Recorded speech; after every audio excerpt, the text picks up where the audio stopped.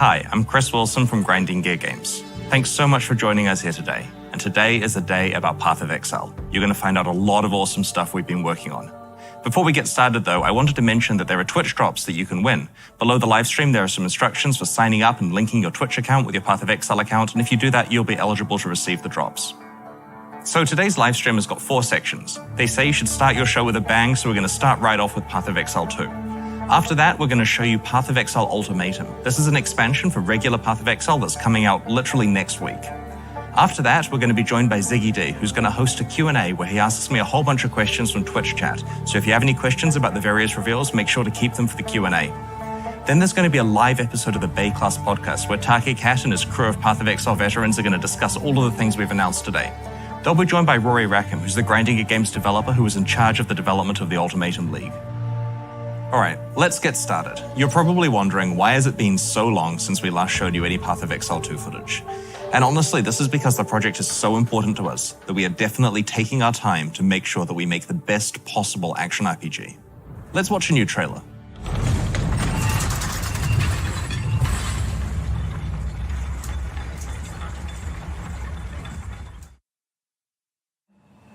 Among ancient ruins, evil grows once more.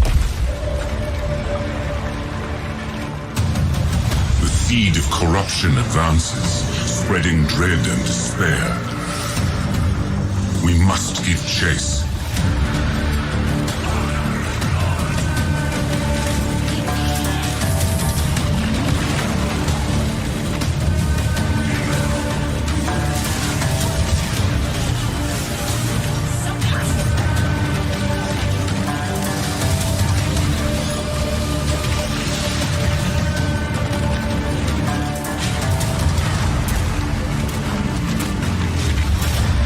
These sands hide countless secrets. 3,000 years of dormant malevolence. We must hunt down the seed and put an end to this madness. If Rayclast is to survive.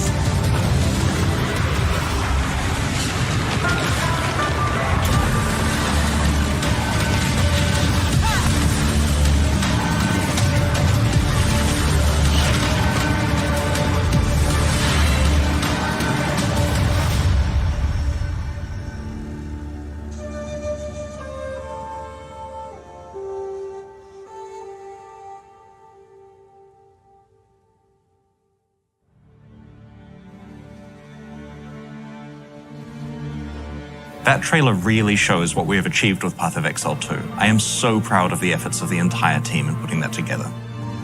At ExileCon, we announced that Path of Exile 2 is a true sequel to Path of Exile. So that means a new 7-act campaign, it means a whole new skill gem system, new items, new monsters, character classes, all the Ascendancy classes are completely new, it's got cutting-edge next-generation graphics as you just saw. Basically, it's everything you would expect from a sequel to Path of Exile. But we're not just throwing away our legacy, we're embracing it. Both campaigns will be fully playable from within the same game client. You'll be able to play through the original Path of Exile storyline or the new Path of Exile 2 campaign on the way to the shared endgame. All of your old characters will still be playable, and of course any microtransaction purchases you've made in Path of Exile will carry on to the sequel. At ExileCon, we introduced the dark forests of the island of Ogham, where you start your journey. Today, we're proud to showcase Path of Exile 2's second act, which takes place in the Vastiri Desert. Welcome to Path of Exile 2's second act. As you saw in the trailer, Act 2 is centered around a caravan of Maraketh called the Ardura who live in the Vastiri Desert. You're chasing another caravan from an opposing tribe called the Faradun. There's a set of large ancient gates blocking the progress of the caravan through a desert pass, so you're being sent through the Traitor's Passage to unlock them. We shall wait here, Jingak. But the military carts have departed for the gates. Make haste!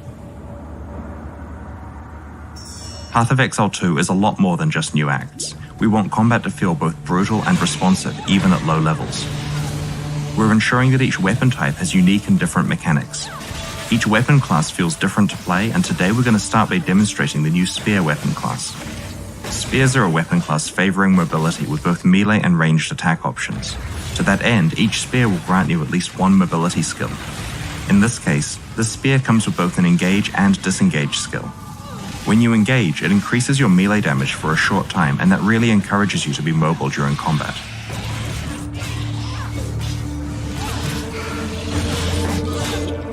One of the skills we're using here is called Whirling Slash. When you use Whirling Slash, it creates a sandstorm that grows in size each time you use the skill. When you leave the sandstorm, it explodes, dealing damage to nearby monsters. A great way to do that is to use the Disengage skill, which makes you fly backwards and throw projectiles.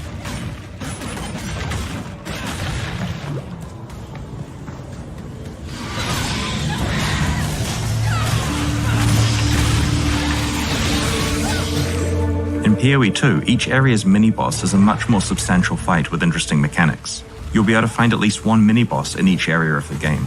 One thing I love about this boss in particular is that it destroys the ceiling when it slams the ground, letting in more light. Clever players will notice that if they're standing in the light, then they're not going to have any rocks falling on their head. The Rapid Assault skill that we're using against this boss does 3 rapid stabs, followed by a 4th stab that deals more damage and can stun, if you're willing to commit to a long attack time. While developing the skills for Path of Exile 2, we were really thinking a lot about designing skills that could be cancelled early to dodge, or you can commit to the full attack for maximum damage.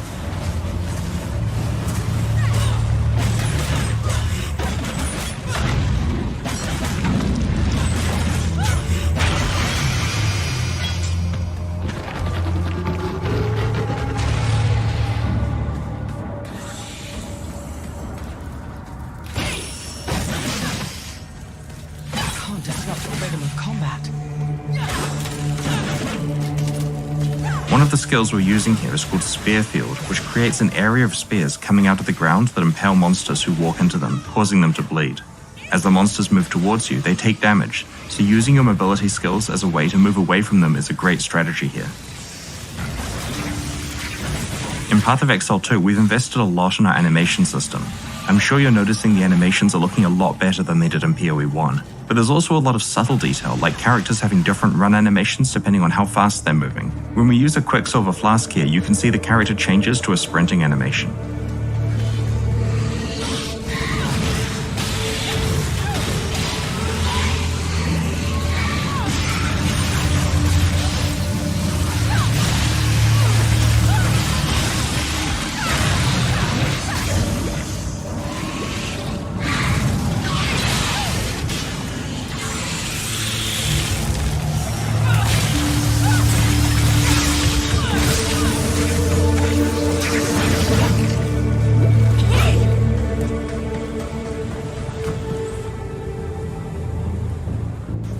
Now that we've arrived at the Ancient Gates, we're going to show you another of the new weapon classes in Path of Exile 2, crossbows. Crossbows are special in that they grant attack skills implicitly. This particular crossbow grants Power Shot, which is a high damage single target attack. In order to modify what Power Shot does, you're going to need to equip bolt skill gems, which change the type of bolts that are loaded into the crossbow. Here we've got 3 different bolt skills that the character can switch between depending on the situation. Armor-piercing bolts. Incendiary bolts. Permafrost bolts can be used to disrupt packs of enemies to prevent them from closing in on your position. You can then follow up with armor-piercing bolts to do plenty of damage. Outsider, join me in battle! In this area, we're helping Asala, leader of the Ardura, to open the Ancient Gates and let the caravan through. Armor-piercing bolts.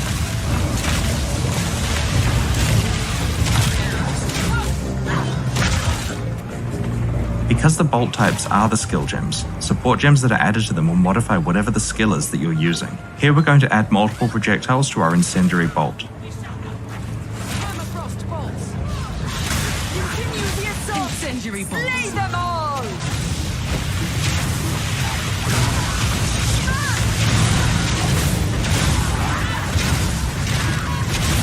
Permafrost bolts. Armor-piercing bolts.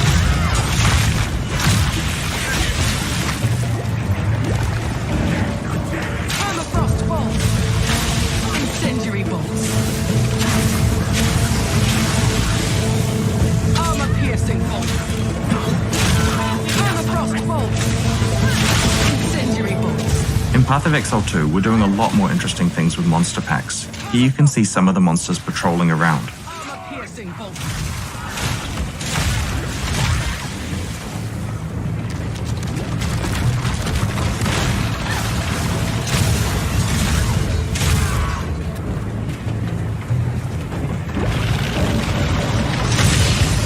Permafrost bolts. Incendiary bolts.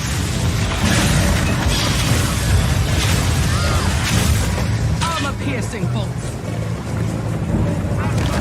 Permafrost bolts.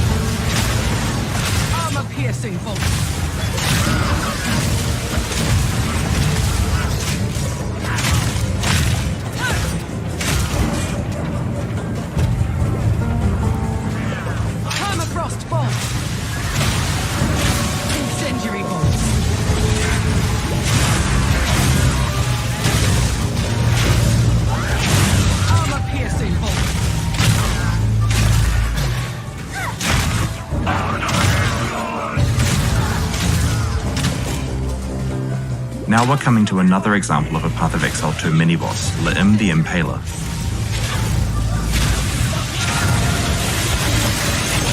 Armor-piercing. You are mine!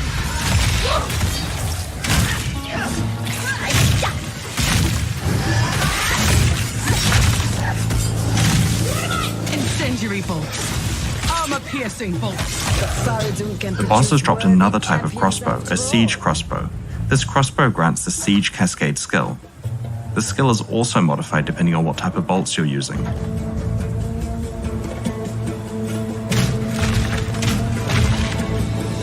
Permafrost bolts.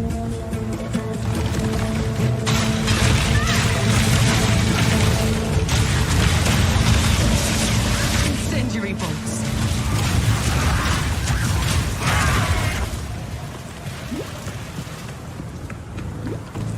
Onwards! Give these demons no quarter! Faradun has fallen to corruption! Incendiary bolts. Gleam with night! Armor-piercing bolts. Permafrost bolts. Incendiary bolts.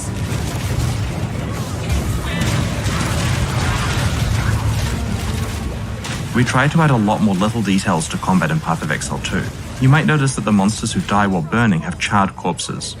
We really want to make sure that there's a feeling that as you leave the battlefield, there's clear evidence of what combat took place there. Permafrost bolts. Armor-piercing bolts.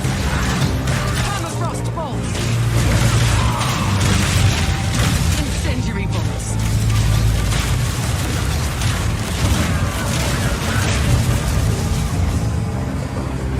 Armor-piercing bolts. Permafrost bolts. Incendiary bolts. Armor-piercing bolts. Incendiary bolts. Armor-piercing bolts. Permafrost bolts. Incendiary bolts.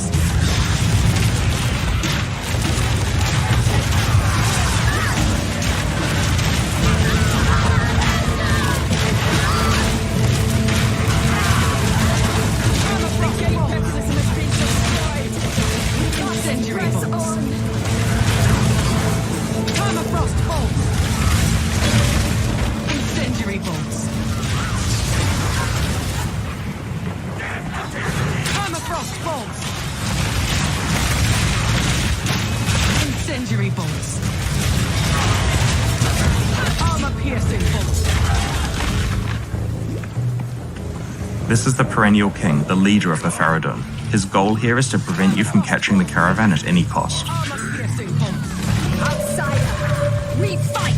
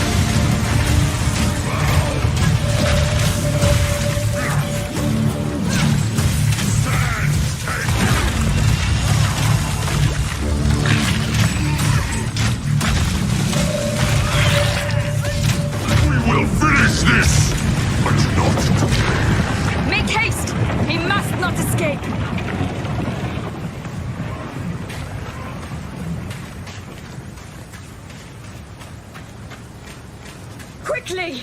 He conjures the very sands against us!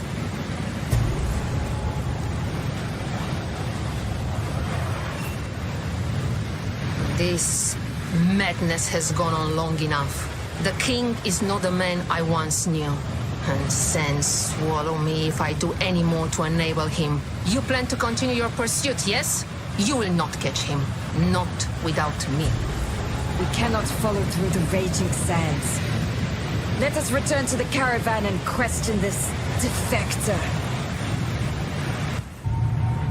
This is the Ardura caravan, your town in Act 2.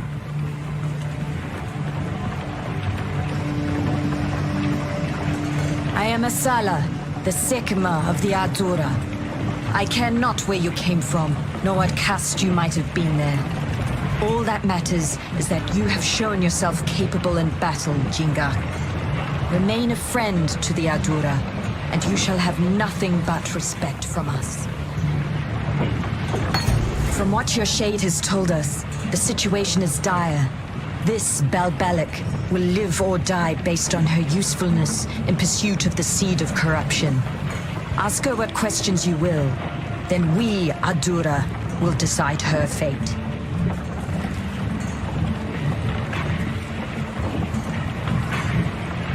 You need not trust me.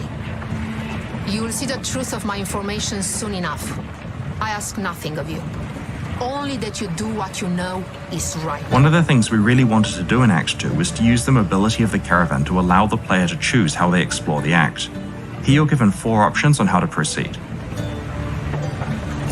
There is a tribe of lost men that inhabits the Mastodon Badlands. They worship the bones of those long ago beasts, and that faith has given rise to powerful tasks that can somehow call on storms and strike enemies with lightning. The king wishes to steal these objects of worship and use their lightning in war. Do what you must. Though events demand you tread upon a valley of the dead, do not do so flagrantly. Keep your presence light, cleanse what corruption you can, and we shall skirmish with the Faradun to protect your flank. Once you've picked your destination, the caravan will travel to that area and come to a stop so that you can disembark and go on your quest.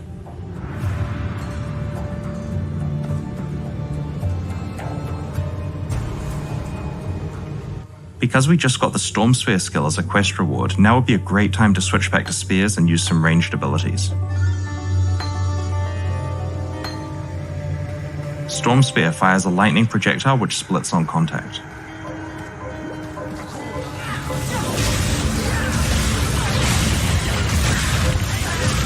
The other skill we're using here is called Blazing Lance. Blazing Lance creates a trail of fire from the ground, dealing damage over time. However, if you're willing to stand in place for long enough, you can throw a second spear that will fan the flames for much more damage.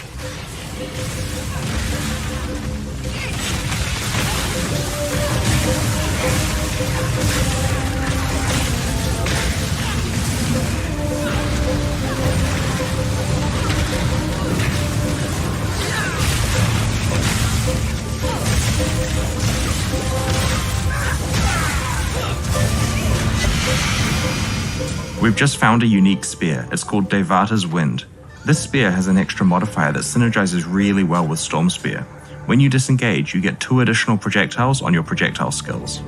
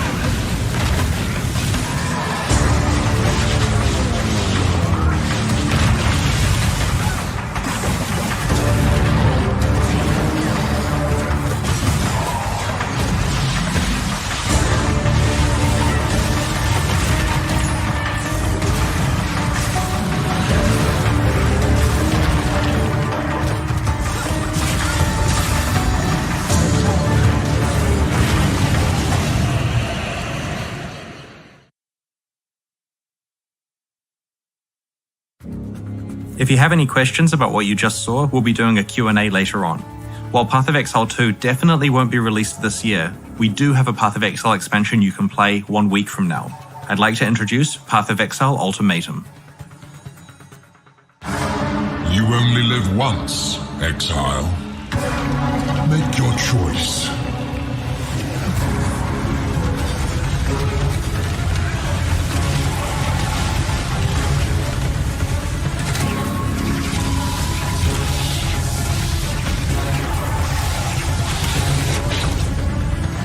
A simple ultimatum. Leave with your life and a meager reward, or risk it all for a chance at ungodly riches. For each trial you accept, the challenge grows.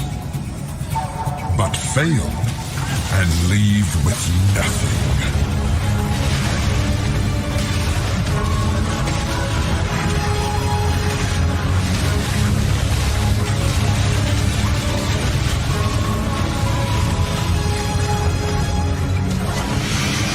Reap the reward you deserve.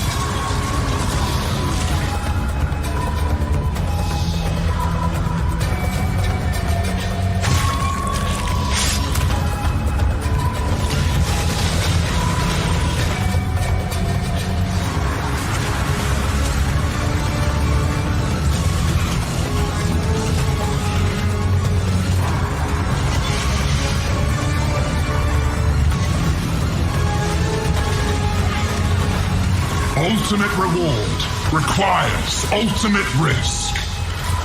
Face the ultimatum.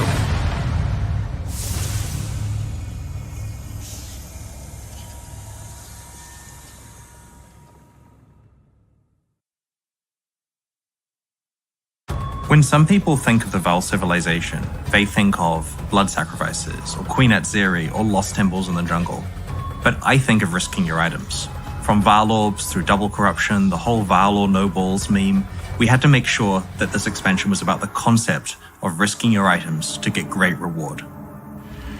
In each area of the Ultimatum League, you'll meet the Trial Master, an emissary of a Val entity only known as Chaos. On behalf of Chaos, the Trial Master enacts trials where exiles must risk an escalating set of valuable rewards as they attempt to overcome progressively more difficult encounters. In each trial, you'll be presented with a reward, an objective, and a selection of difficulty modifiers that make the trial harder. Once you've chosen one of the modifiers, you must then complete that objective under the constraints of that modifier in order to win the promised reward.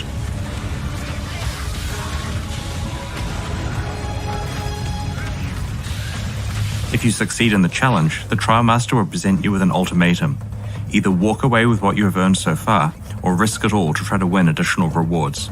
He'll offer you another item if you can select an additional difficulty modifier and complete the challenge with both modifiers present. If you fail though, you'll lose both rewards and walk away with nothing. If you succeed, you'll be offered an additional reward in exchange for adding yet another difficulty modifier that stacks on top of the current ones. This cycle continues until the rewards become increasingly valuable and the encounter extremely difficult. You'll have to pick a point to end your run and claim your spoils before you make the encounter too hard and lose everything.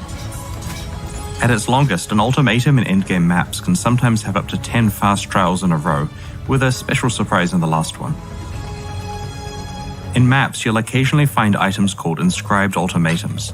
These items can be placed in the map device to transport you to the Trial Master's domain. Each inscribed ultimatum specifies an offering that you must bring with you, a reward you can earn, and an assortment of ultimatum difficulty modifiers.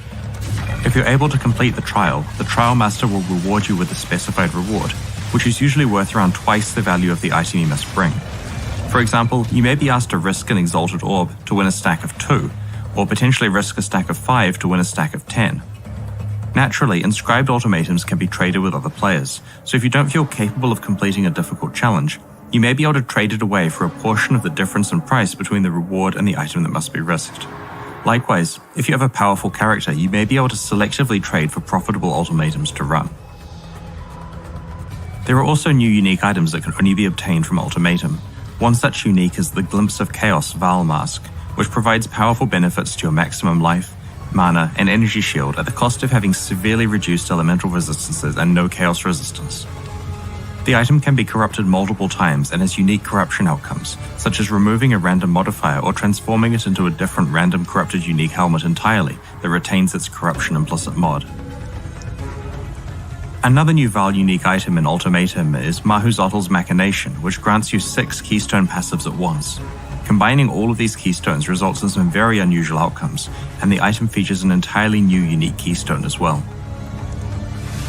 We have worked hard to make sure that Ultimatum doesn't punish you for being in a party with other players.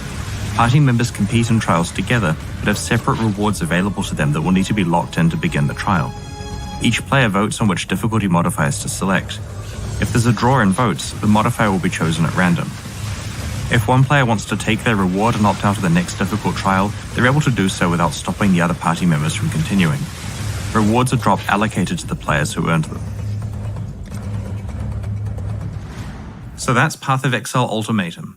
I can tell you, on release day, a lot of our developers are looking forward to watching Twitch so we can see players risking far too much in order to try to get good rewards. Speaking of rewards, there's a lot to talk about here. We had a look at Path of Exile's past reward systems, and we honestly feel many of them are out of date, many of them kind of lack identity, and to top it all off, like the core drop pool of just items that drop when you kill regular monsters just wasn't really compelling enough. Like, you know that feeling where any monster could drop a mirror? We want that for a whole slew of different items.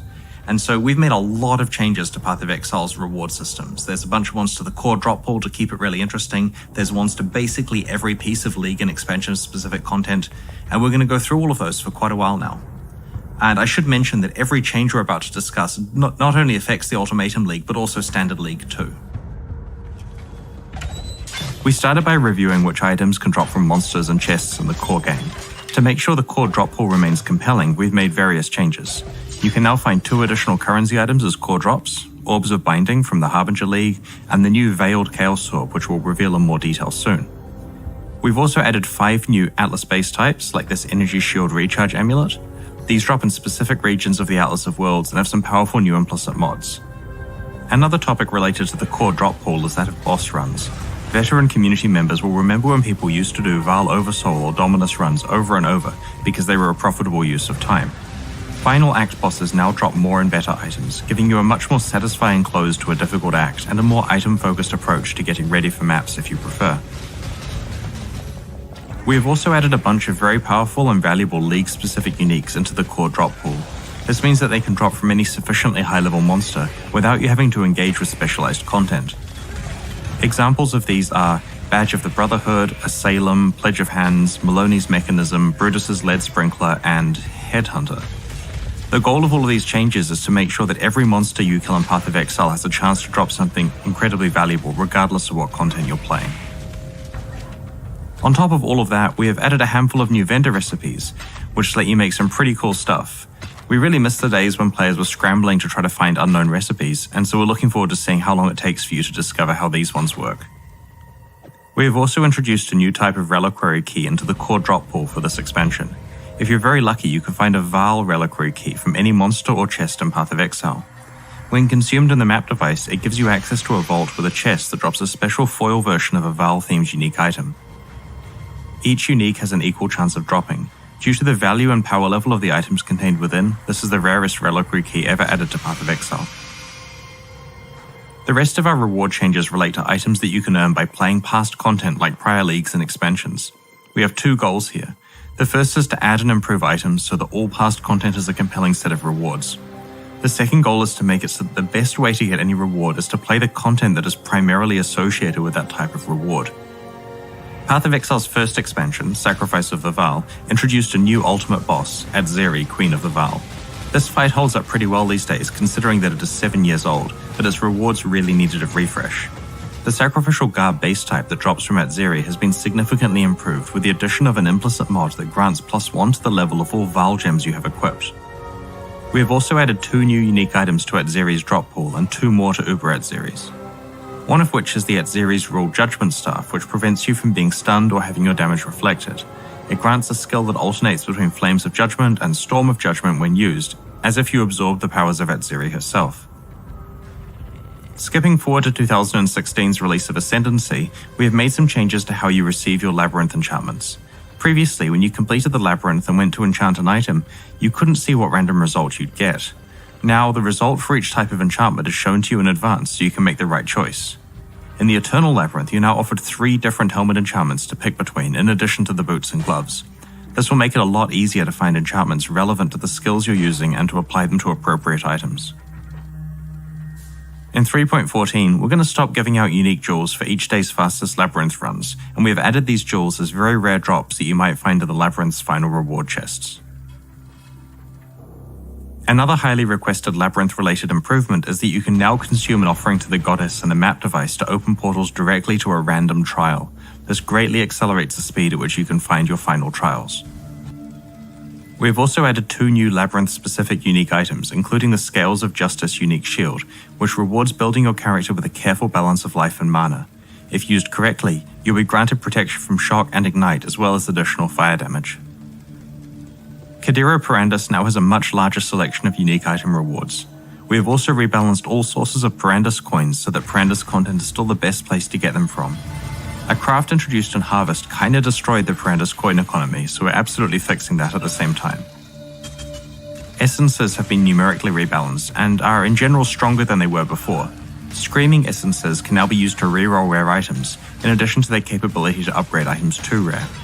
The 4 Corrupted Essences have had some of their less useful outcomes improved or replaced. Now, the only way to get the powerful upgrade-only top-tier Essences is through Remnants of Corruption, which come from Essence content. Blessings, the currency used to upgrade Breach uniques, can now be used to upgrade Breach stones between tiers also. Abyss jewels have been rebalanced and are on average more powerful than they were before. We have also buffed Abyss chests to make sure that they are the best place to get Abyss jewels. We have also introduced Abyss Scarabs and have added 4 new Abyss-specific unique jewels, such as Tekrod's Gaze, a murderous eye jewel that increases your main hand critical strike chance and your offhand critical strike multiplier based on how many murderous eye jewels you have equipped. Another example is the Ulaman's Gaze Searching Eye Jewel, which counts how many Searching Eye Jewels you have equipped and grants your projectiles a chance to be able to chain when colliding with terrain proportional to this number. These unique jewels have a chance to drop from any of the unique encounters at the end of the Abyssal Depths, and these encounters are now by far the most reliable way to obtain a Stygian Vice belt. We have added a handful of new beastcrafts, such as add a mod to a map or add a mod to an influenced item, which consume existing beasts. There are some other aspects of beastcrafting that we've been keeping our eye on for a while, and we're taking this opportunity to rework them, so that high-level gameplay is less reliant on obtaining certain beastcrafts. Now, when you use a splitting beastcraft recipe on an item, both copies are marked as split, which prevents them from being split again. You cannot imprint split items. One of my favorite reward changes in this expansion is that Incursion's Temple of Atsuatl can now be itemized. Once you have access to the map device, Alva can turn your completed and ready-to-run temple into a tradable object that can be consumed in the map device. This means that players can specialize in either making temples to trade to other players or trading for temples that are ready for them to run. There have also been a lot of changes to the temple. As you may know, specific rooms in the Temple of Atsuatl can drop unique incursion items that can be later upgraded. Many of these base unique items have been improved in this update. Previously, the temple's boss, the Omnitect, dropped random rare items with special incursion mods on them. Now it also drops rare items with incursion mods based around the themes of the rooms your temple contains. Higher tier rooms cause more rare items. Specific rooms now add specific monster packs to the temple, which results in more monster density, challenge, and reward. Temple mods have been buffed so that if your temple has more high tier rooms, then it's equivalent to a good map. We have performed a modernization pass on rewards from temple rooms so that they're competitive with rewards from newer leagues. The explosives room also contains some basic chests that can be opened with flash powder kegs if you don't need them for opening a path elsewhere in the temple. Delve has had a big increase to early rewards and a reduction to the quantity of high-tier rewards spawning at very deep depths. The end result is that Delve is a lot more rewarding for almost everyone, but a few extreme players who delve very deep will not be getting quite so rich from it. A big problem with rewards and Betrayal is that players deem it not worthwhile to kill Katarina, because it resets your Betrayal Syndicate board. In this expansion, we have massively increased the incentive for doing this. Now if you manage to kill Katarina, all Syndicate members drop their rewards at 1 tier higher than they previously would. This change required the introduction of a new 4th tier of reward from each Syndicate member and encourages the use of a larger variety of Syndicate targets and Safe House leaders. We have improved rewards that were not as interesting or valuable as the best ones. For cases where we deemed rewards too powerful, we moved them to Tier 4 rather than nerfing them. The Tier 4 rewards are approximately twice as powerful as Tier 3 ones were. We have also added a new unique item to Katarina's drop pool as further incentive for killing her. The Cane of Kulamak drops only from Katarina. Similar to Paradoxica, it has 3 veiled modifiers that must be unveiled one at a time via Jun. This means that each version of the cane could be entirely different, and because of the way the veiled modifier system works, you have the chance to get 3 mods that potentially synergize extremely well, or maybe just a crazy bag of mods that don't work together. Furthermore, the cane itself scales up the magnitudes of any unveiled modifiers on it.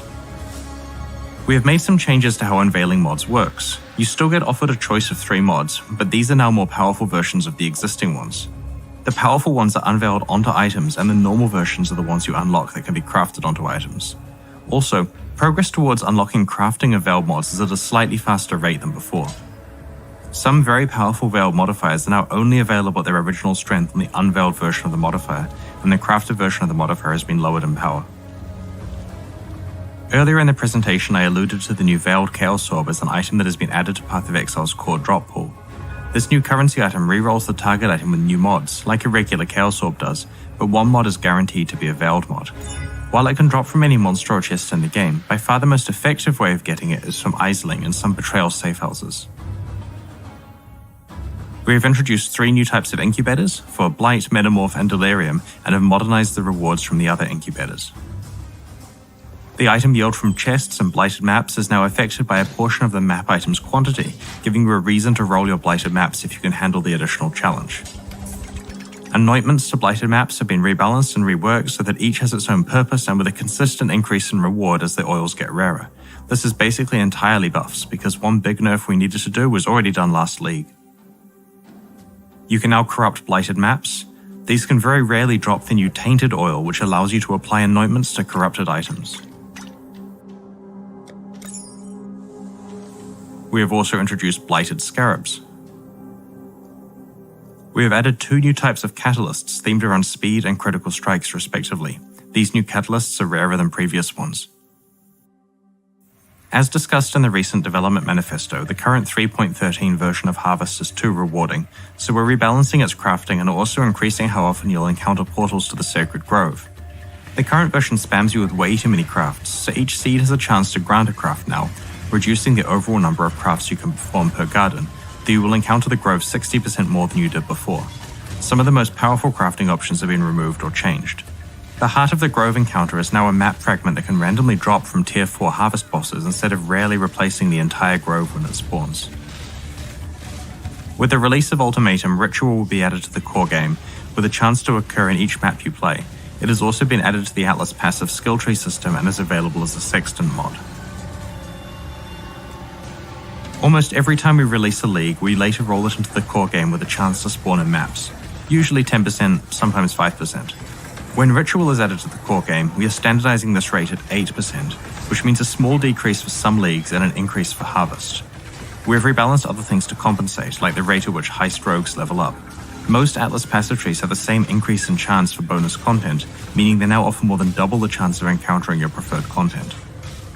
So I just spent a ton of time describing lots of buffs to Path of Exile's different reward systems, and there was one nerf that I left to last. And this because it's a nerf to a league that I kind of care about a bit. Talisman was one that I kind of led the design on, and players joke that it's my favorite league. Now, in the 3.12.3 content update, there was a change to talismans. Basically, they weren't good enough, so the team decided to add a random anointment to them, which made them a lot more powerful, and also to juice up the mods to make them well rolled. And that was overkill. Like, as you've seen recently, talismans have just been dropping with insane mods and great anointments. And we felt in this expansion, especially because you can use tainted oils in order to redo the anointments on talismans, because now you can modify corrupted amulets. Honestly, they don't need the well-rolled mods anymore, and so we've removed that. Talismans are still compelling, but they're not quite where they were in the last league.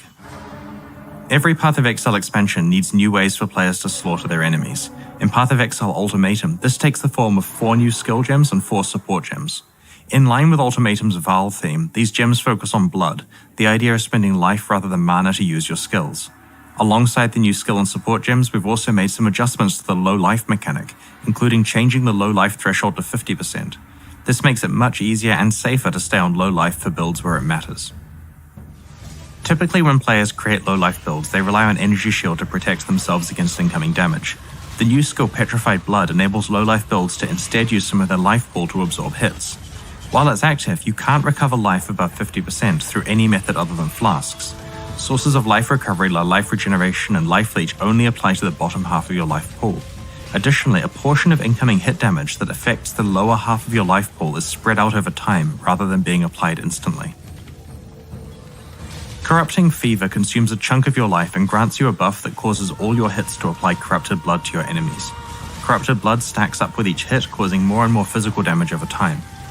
When you have consumed a certain amount of life to cast skills from your life pool, the buff's duration refreshes.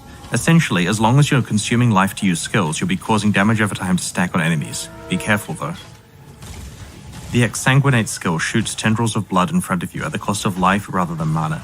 In addition to a strong physical damage hit, it also applies a physical damage over time debuff which can stack up to 3 times. You can also support Exsanguinate so that its tendrils chain from one target to the next. Reap conjures a giant bloody scythe that swings across a selected area, applying strong hit damage and physical damage over time. Each use of the skill causes it to gain a charge that scales its damage up and increases its life cost up to 5 times. These charges drop off over time as well as after killing enemies, making Reap very powerful at stacking up damage against single targets. We've also added 2 new support gems that have split the existing blood magic support into 2 separate support gems. The first of these is the Arrogance support, which causes supported skills to reserve life instead of mana and also provides an increase to the effect of auras that it supports. Just like the original blood magic support gem, the reservation multiplier diminishes as the gem levels up. The Life Tap support gem causes supported skills to cost life instead of mana. Once you've consumed a certain amount of life to use a skill, you gain Life Tap, which increases your damage for a few seconds. The Cruelty support gem grants a buff called Cruelty, which increases the damage over time you deal with supported skills. It also boosts the hit damage from supported skills, and the Cruelty buff gets stronger the harder you hit.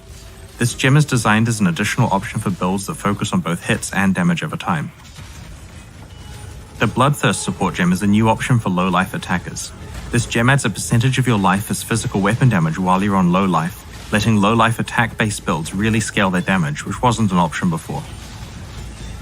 Alongside a Val themed expansion and blood themed gems, it felt right to take the opportunity to improve Val skills, which are supercharged versions of regular gems that charge up with the souls of your slain enemies to deal huge bursts of damage. One of the main improvements is that you now get far more souls for Val skills from damaging unique enemies, so your Val skills will recharge faster against bosses. We've also improved the Atziri's Reign unique jewel. Alongside increasing the duration of your Val skills, it also grants a chance to regain all consumed souls. Val skills have also received a balance pass that you can check out in the full Path of Exile Ultimatum patch notes in a few days. So we've covered most of the key components that make up Path of Exile Ultimatum. Keep an eye on the news over the next week as we reveal the finer details of what's coming. We'll move on to the Q&A shortly to answer your burning questions, but first let's have a quick look at the new supporter packs that are available right now to celebrate the launch of Ultimatum and help fund ongoing development of Path of Exile. The Silver Crescent and Imperial Sun supporter packs come with masses of points to spend in the store, social frames, forum titles and badges, a download of the digital soundtrack, and of course exclusive cosmetic microtransactions such as armor sets, alternate helmets, and weapon skins. The Silver Crescent series has an exclusive portal effect and the Imperial Sun series has an exclusive aura effect. Each series has 2 packs, and the smaller packs can be upgraded to their respective large pack anytime while they're still on sale. These are of course in addition to the new core packs that were released at the end of last year. Remember to check those out if you haven't already. Thank you so much for your support. Purchases of these supporter packs are the only thing that fund ongoing development of Path of Exile, its sequel Path of Exile 2, and expansions like Ultimatum. The reveals we showed you today are already live on YouTube for you to link to your friends in case they missed the live stream. Please do so, we're keen to get a big turnout on the release of Ultimatum next week. And we've got plenty more reveals planned for the rest of the year. There's a lot more Path of Exile 2 stuff to show off, and we've also got some new progress on Path of Exile Mobile we're keen to share with you as well. Anyway, if you have any questions from what we've shown you today, please get them ready because I'm about to be joined by Ziggy D as we do a Q&A based on your questions from Twitch chat.